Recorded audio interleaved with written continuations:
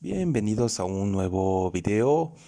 Hoy les traemos un tema interesante como siempre. Hoy estaremos hablando del antinomianismo. Y bueno, pues le invitamos a que se quede y a que se suscriba a este canal. Déjenos un comentario y Dios le bendiga.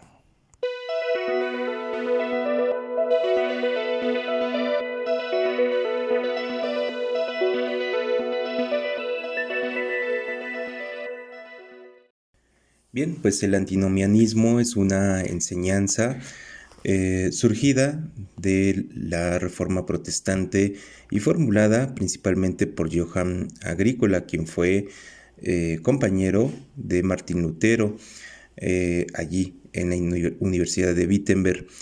Bueno, pues de hecho Martín Lutero llamó a esta enseñanza antinomianismo, que viene del vocablo griego contra la ley, anti, y nomos, que es ley. Entonces, es una enseñanza que tiene la idea que los cristianos ya no debemos guiarnos por las normas morales o, por supuesto, litúrgicas del Antiguo Testamento, de las leyes de Moisés. Y bueno, pues esta enseñanza fue de alguna manera producto de la influencia de Martín Lutero, pues que hacía, como todos sabemos, un énfasis en la vida por la fe, por la gracia únicamente, y no por algún tipo de obra que tenga el objeto de querer obtener por medio de ellas la salvación. Entonces, bueno, pues el antinomianismo no fue un movimiento, una idea aceptada por la mayoría del movimiento protestante, del movimiento reformado. Bueno, pues aquí cabe la pregunta, ¿verdad? Y eso fue lo que muchos reformadores se preguntaron y fue finalmente rechazado esta idea. Si los creyentes somos salvos solo por gracia, como realmente pues así lo afirma la Escritura, y únicamente por la fe, entonces quiere decir que esto nos da una especie de licencia para vivir libremente de acuerdo a nuestros deseos, de acuerdo a nuestras propias perspectivas, haciendo a un lado las leyes morales contenidas en la ley de Moisés. Y si Dios muestra su gloria en salvarnos a pesar de nuestros pecados, su gloria será más exaltada si nuestra vida de pecado continúa pues viviéndose de una manera deliberada y pues por supuesto después de haber sido salvos. Y esto muestra la gloria de Dios en mayor magnitud, que a pesar de que vivamos una vida de pecado, entonces Dios aún así nos salva, nos desea salvar. Bueno, pues la respuesta es que no, esto es incorrecto, ¿verdad? Entonces el antinomianismo pues es considerado por el cristianismo como una herejía. El cristianismo no acepta esta idea. En ocasiones, algunos grupos que no conocen el cristianismo, grupos como el movimiento sabatista, es muy común que nos cuestionen sobre nuestras reservas acerca de la vivencia y de la práctica de la ley de Moisés. En específico, ellos se apoyan en que los cristianos no vemos como algo necesario la vivencia de guardar el día sábado, al menos para efectos salvíficos, como ellos sí lo miran. Es decir, en este caso no es nuestro tema el sabatismo, pero ellos sí consideran necesario para la salvación la práctica del día sábado. Para ellos es muy importante que esto se practique y es un reflejo de alguna manera de una salvación. Pero ellos tienen una pequeña confusión y a veces consideran, sin saberlo, que los cristianos somos antinomianistas. Y esto no es verdad.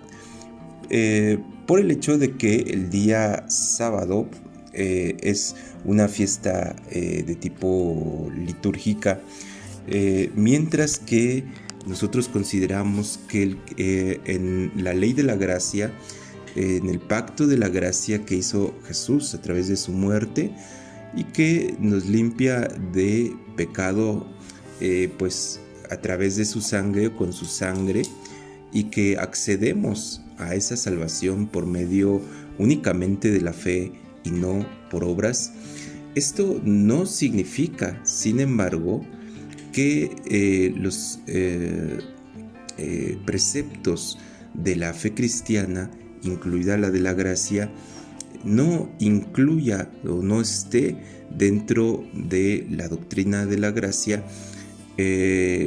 la vivencia de las leyes morales y espirituales de Dios.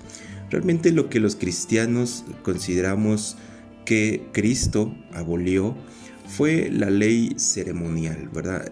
No llegamos a Dios por medio de una ceremonia externa, sino a través de la fe de nuestro corazón. Así lo afirma la Escritura. Sin fe es imposible agradar a Dios. Ya en el contexto del pacto de la gracia, no hay un requerimiento litúrgico del Antiguo Testamento que se nos exija para acercarnos a Dios. Pero lo que sí es claro es que en la Escritura encontramos un trazo, un modelo de vida, una vida muy apegada a la santidad de Dios, que se puede ver reflejada desde el Antiguo Testamento. De manera que lo que en el cristianismo tenemos claro es que las leyes ceremoniales del Antiguo Testamento no son necesarias para la salvación. No obstante, la santidad de Dios que se ve reflejada desde el primer momento que el hombre fue creado, es decir, de no realizar ciertas acciones que Dios manda, es el reflejo también de la obra de salvación en nosotros. En algunas ocasiones los movimientos neocalvinistas también nos acusan de una manera pues bastante falaz a los cristianos, que deseamos o que nosotros creemos que vamos a ser salvos por las obras. Esto es absolutamente falso y equivocado. Esta es una acusación de la cual los cristianos respondemos que es una falacia. No, sino que el pacto de la gracia incluye en sí mismo la impartición de una nueva naturaleza en Cristo. Recibimos la naturaleza de Dios, nos recibimos por medio del nuevo nacimiento, por medio de la santificación, ¿verdad? Que empezamos a recibir pues desde el momento en que nosotros creemos en el Señor. Desde el momento en que nosotros depositamos nuestra fe en Jesucristo como nuestro Salvador, es decir, que creemos en que Cristo es nuestro Salvador y que Él llevó nuestros pecados y pagó por ellos, el Espíritu de Dios comienza una obra de santificación en nuestros corazones. El Espíritu Santo nos santifica en este pacto de la gracia. Pablo le escribe a los Corintios, la primera carta en el capítulo 6, versículo 9 en adelante, y él habla de una serie de actos que son reprobados por Dios y que son rechazados del reino de los cielos. Por ejemplo, los ladrones, los avaros, los borrachos, los difamadores, los estafadores, etcétera. Dice Pablo, no heredarán el reino de Dios. Pero en el versículo 11 dice, y esto erais algunos de vosotros en tiempo pasado, pero fuisteis lavados, fuisteis santificados, pero fuisteis justificados en el nombre del Señor Jesucristo y en el Espíritu de nuestro Dios. Es decir, el pacto de la gracia no solamente es el acto de salvación, no solamente se refiere a que cuando muramos iremos al cielo, sino que también se refiere a que Dios comenzará una obra santificadora en nuestra vida. Dios desea ir impartiendo su naturaleza de santidad, es un atributo comunicable hacia su pueblo. Entonces, de manera que esta corriente antinomianista pues refleja qué sucede cuando una teología la queremos llevar al extremo, ¿verdad? En este caso, Johann Agricola, consideramos que no deseaba él deformar la doctrina pues que se estaba recuperando, ¿verdad? Estaba resurgiendo, estaba nuevamente volviendo la iglesia a ella, que era que somos salvos únicamente por la fe. Y también hay quien piensa, ¿verdad? Y quizá esto pasó un poco por la mente de Johann Agricola, el hecho de que considerar que la fe es un acto únicamente interno, invisible. Esto no es de esa manera. La fe tiene que expresarse, la fe tiene que ser también visible por medio de los actos. No vamos a mirar la fe como una especie de entidad, una especie de energía flotando o que está dentro de nuestro cuerpo, como si fuera pues ver por medio de una radiografía, ¿no? Algún tipo de energía, por medio de tomografías. Esto no es así. La fe es una convicción, como nos dice la Escritura, es un convencimiento en la obra salvífica de Jesús, pero esa fe se expresa y se vive por medio de actos, por medio de obras, pero no las obras humanas, no las obras morales, no las obras de rituales de la ley de Moisés, sino las obras de la fe. Es decir, esa fe tiene que ser viva, esa fe tiene que mostrarse. Y así lo expresa el apóstol Jacobo. De esta manera, entonces nos podemos dar cuenta cuál es la expresión de la fe, y que la fe, si bien comienza como una convicción y se mantiene como una convicción, porque así lo declara Hebreos, pero recordemos que la doctrina y las verdades bíblicas las debemos mirar a través de todo el contexto escritural. Y el apóstol Jacobo, ¿verdad? En su carta, que por cierto esto contrariaba al propio Martín Lutero, porque él quería hacer un énfasis muy especial, muy remarcado, muy encapsulado en que la fe no pues incluía o no involucraba al menos algún tipo de obra. Pero recordemos que tenemos que tener en cuenta que era un resurgimiento de las verdades bíblicas, de manera que Lutero, Melanchthon, los reformadores no tuvieron absolutamente toda la luz, todo el entendimiento para comprender pues los ciertos detalles, vamos a decirlo así, de algunas verdades como en las que sí se logró enfatizar, por ejemplo, la sola fe. Pero en la carta de Jacobo, decíamos, la carta de Santiago, dice en el capítulo 2, versículo 24, vosotros veis pues que el hombre es justificado por las obras y no solamente por la fe. Asimismo, también Rahab, la ramera, no fue justificada por las obras cuando recibió a los mensajeros y los envió por otro camino, porque como el cuerpo sin espíritu está muerto, así también la fe sin obras está muerta.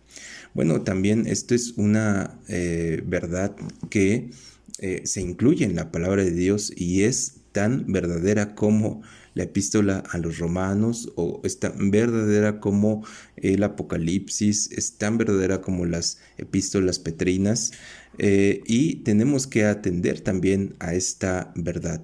Ahora bien, nosotros los cristianos creemos que la salvación es únicamente por la fe. Sin fe es imposible agradar a Dios, aun cuando nosotros hagamos todas las obras del mundo para agradar a Dios. Pero lo que Santiago está diciendo es que esa fe se muestra por medio de las obras. Dice en el versículo 22, ¿no ves que la fe actuó juntamente con las obras y que la fe se perfeccionó por las obras? Es decir, que las obras van a ejercitar la fe, van a reflejar la fe de las personas. Una persona con fe, pues desde luego que su fe le lleva a actuar, le lleva a buscar a Dios. De manera que las obras, por supuesto las obras de la fe, tienen que ver con el grado de fe que la persona esté ejerciendo.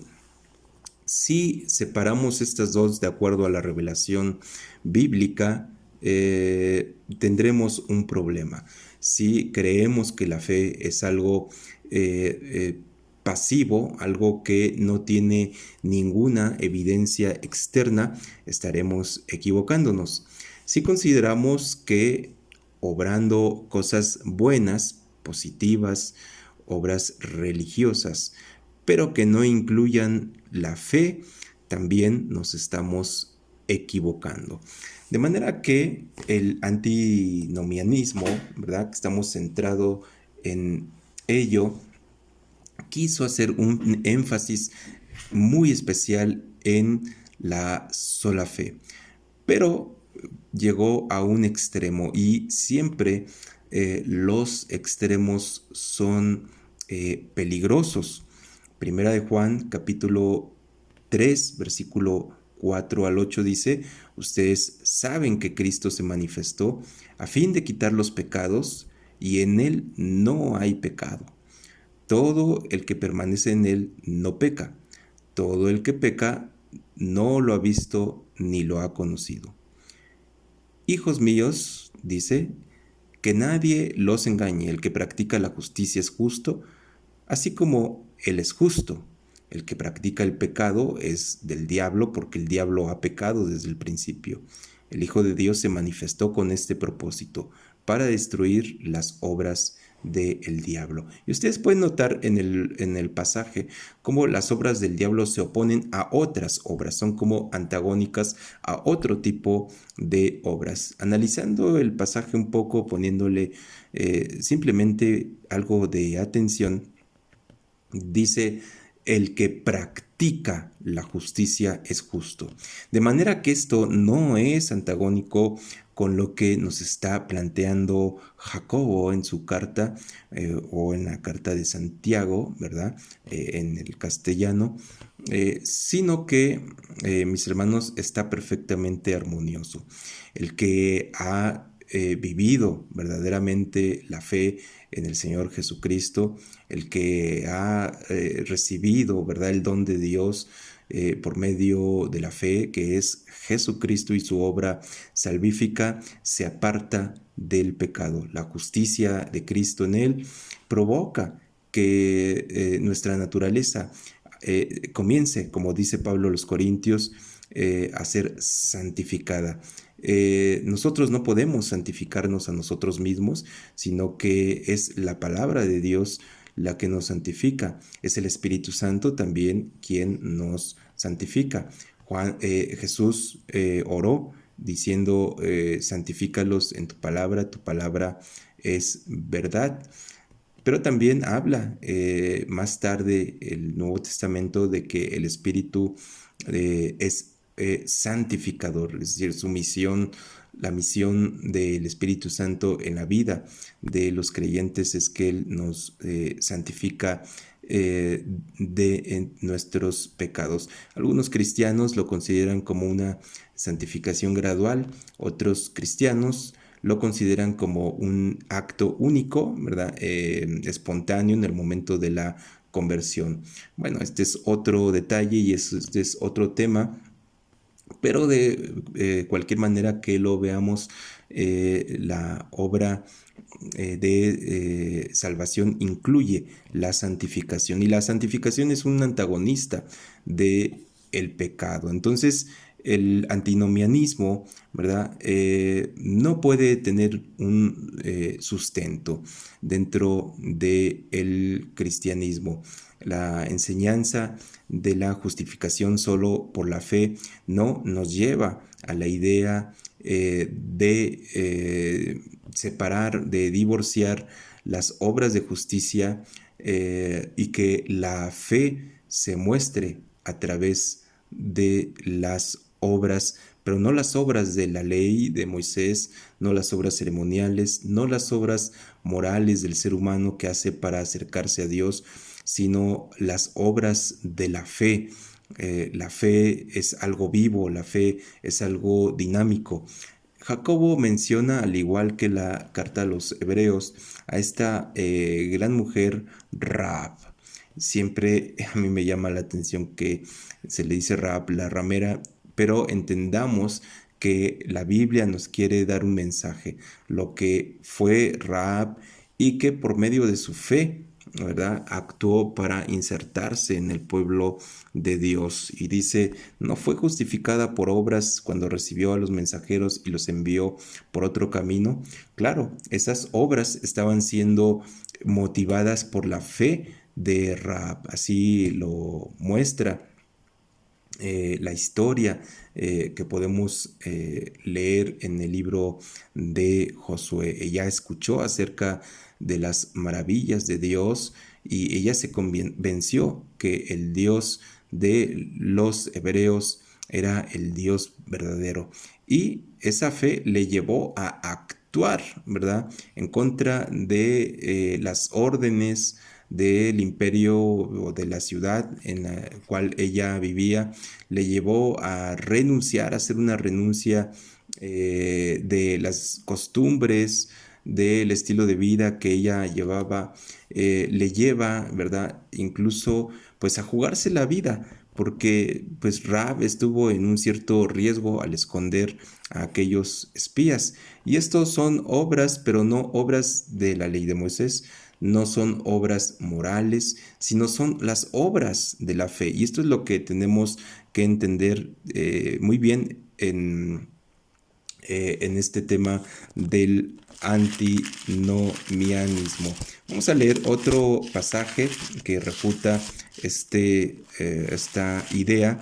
Y mis hermanos, a mí me gustaría hacer mucho énfasis, ¿verdad?, en qué es lo que sucede cuando a una doctrina la llevamos al extremo y no sabemos darle el balance correcto. Esto fue lo que le sucedió a Johann Agricola, que llevar al extremo la doctrina de la gracia pues le llevó a verla de manera aislada de todo el contexto y considerar que ningún tipo de obra podría reflejar al menos, acompañar la fe, reforzándola, demostrándola, haciéndola evidente. En Romanos capítulo 3, versículo 28, dice de la siguiente manera: concluimos pues que el hombre es justificado por fe sin las obras de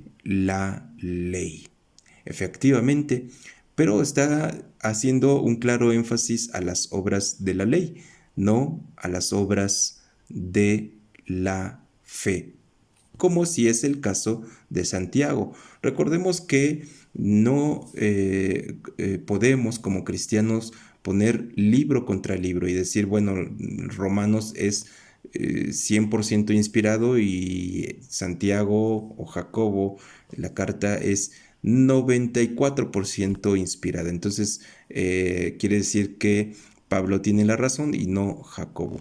Curiosamente, Pablo le llama a Jacobo columna de la iglesia. Entonces, de manera que si aparece en el canon bíblico, pues quiere decir que pues es un texto inspirado por Dios. Entonces no puede haber contradicción entre Romanos 3:28 y Santiago capítulo 2, sino que Romanos se refiere a las obras claramente de la ley de Moisés, porque está hablando de los judíos y cómo es que los judíos vienen a ser salvos, ¿verdad? Pero leíamos claramente que el apóstol Juan nos declara que el verdadero cristiano ya no puede practicar al menos el pecado. No dice Juan que no seamos proclives al pecado, no dice que no pequemos, al contrario, nos dice que si alguno hubiese pecado, abogado tenemos para con el Padre, a Jesucristo el justo. Esta es una promesa para cuando los cristianos cometemos alguna falta delante de Dios. Pero lo que nos está diciendo Juan es simplemente que no practicamos, es decir, no repetimos el pecado una y otra vez. Tenemos en los cristianos la evidencia del Espíritu Santo en nosotros. Dice Romanos 8:1: ahora pues ninguna condenación hay para los que están en Cristo Jesús, los que no andan conforme a la carne, sino conforme al Espíritu. Los que no andan conforme a la carne, sino conforme al Espíritu. Entonces, una de las evidencias de esa fe salvadora y de nuestra relación por medio de la fe con Dios, pues será, ¿verdad?, la vida espiritual que comenzará a florecer en el verdadero creyente. Ya no será guiado por su naturaleza carnal, sino por su naturaleza espiritual, ¿verdad? El versículo 11 del capítulo 8 de Romanos dice: y si el espíritu de aquel que levantó de los muertos a Jesús mora en vosotros, el que levantó de los muertos a Cristo Jesús vivificará también vuestros cuerpos mortales por su espíritu que mora en nosotros. Entonces, también el versículo 13, el versículo 11, hay una promesa de que el Espíritu mora en nosotros, y si mora en nosotros tiene que tener necesariamente algún efecto en nuestra vida, y esta es santificarla.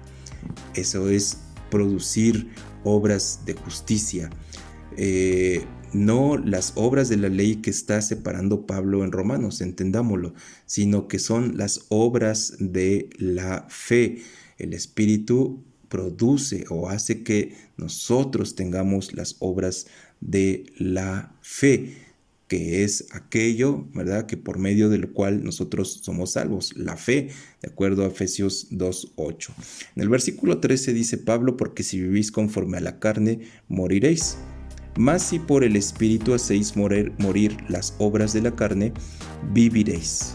Dos condiciones: si vivís conforme a la carne, moriréis. Les dice a la comunidad cristiana. Y en esto Pablo no está hablando de la muerte física, sino la muerte espiritual. Si ustedes desean seguir guiándose por las obras de la carne, ya sea expresado en una falsa confianza en el judaísmo o pues en la vida pecaminosa, también podemos entender, porque de ahí viene el contexto del capítulo 1, dice moriréis, es decir, una muerte espiritual. No está hablando de una muerte física, por cuanto todos evidentemente vamos a morir, independientemente del grado de relación con Dios que tengamos. Está hablando de la muerte espiritual, porque el contraste es: más si por el Espíritu hacéis morir las obras de la carne, viviréis. Es decir, refiriéndose a la vida espiritual. Bueno, pues la gracia nos lleva a la obediencia, la gracia salvífica, la vida de fe nos lleva a desear agradar a nuestro Dios. Así lo muestra también el apóstol Juan. Dice: nosotros le amamos porque Él nos amó primero. Y este amor va a provocar que amemos a nuestros hermanos. Bueno, por último, debemos decir que el antinomianismo tiene diferentes aplicaciones en la teología. Existió el antinomianismo dualista, que aparece dentro de los gnósticos, en lo cual pues se ocupa el apóstol Judas y Pedro en sus respectivas cartas, que consideraba la salvación, este movimiento gnóstico, que era solamente para el alma, excluyendo el cuerpo.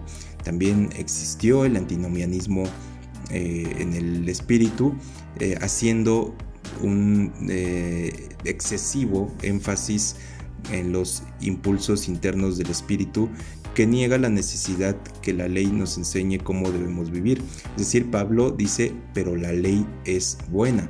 La ley de Dios tiene una enseñanza de vida. Efectivamente, los cristianos no desechamos la ley de Dios porque esta es buena, purifica el alma. Simplemente, repito, lo que nosotros consideramos es que las obras litúrgicas de la ley de Moisés no ayudan para nada. Pablo les habla a los Gálatas y les dice que si ellos se quieren circuncidar, Cristo de nada les aprovecha. De manera que únicamente nos estamos refiriendo pues al aspecto ceremonial, ¿verdad? Que es lo que dejamos a un lado, pero el aspecto moral, el aspecto vivencial, de amor, de misericordia, de justicia, esto está presente en la gracia. También hay un antinomianismo centrado en Cristo, enseñando que Dios no ve pecado alguno en los creyentes porque estos están en Cristo, quien cumplió por ellos la ley. Lo que ellos hagan no cambia nada, siempre y cuando sigan creyendo en Cristo. No es correcto esto, sino que el apóstol Juan dice: si alguno hubiese pecado, abogado tenemos para con el Padre. De manera que es importante, ¿verdad?, ir santificando nuestra vida. Y bueno, hay otras aplicaciones del antinomianismo. El dispensacionalismo, hay que aclarar que no excluye la moralidad de la ley de Dios, sino que lo ve reflejado en la gracia, aquellos valores que se expresan en los libros de Proverbios, de Eclesiastés, de los Salmos, de la misma ley de Moisés. El dispensacionalismo sí lo ve reflejado en, al menos en el modelo de la gracia. Está el antinomianismo circunstancial, enseñando que todo lo que el cristiano necesita hoy es tener una intención y motivación de amor. Esto también tiene que ver algo con la teología liberal.